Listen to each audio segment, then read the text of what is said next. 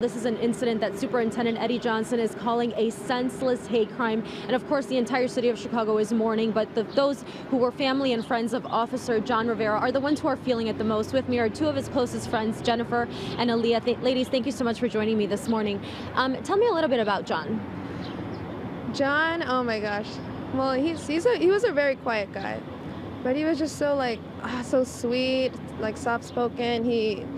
Whenever he saw someone feeling like a little down, he'd be like the one to be lifting them up, even though back then he himself wasn't so secure about about his entire being. But he was just a really good friend to be around with and to just vibe with. He was just a beautiful person.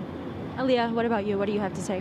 John was very thoughtful. He thought of everyone around him. He was sweet. He was humble. He was never in any type of drama. He was fun, carefree. He was a really good person all around. And so we were talking, ladies, before this live hit about John. You guys remember John being an only person or an only child. Do you know if the family's doing well? I mean, I feel like I can't even imagine that. Well, we weren't really able to be in contact with his family because we wanted to send our thoughts and prayers and stuff like that. But in honor of in memory of John, and to support his family, we were planning to do a vigil tomorrow for him. And so far we've been spreading the word and. Any more details on that viewing for tomorrow?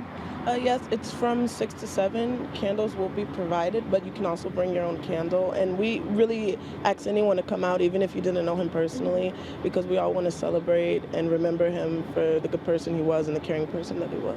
Absolutely, Aliyah and Jennifer, and thank you for his service, right? Because he was a Chicago police officer. Of course, he was off duty. With me here is Vincent Casillas, whose cousin was in the back seat of that vehicle that was shot at. Vince, thank you so much for joining us. Yeah, thank you. Thank you for having us. So tell me a little bit about your cousin. And we said before we came on air that we wanted to keep his name under wraps. Yeah.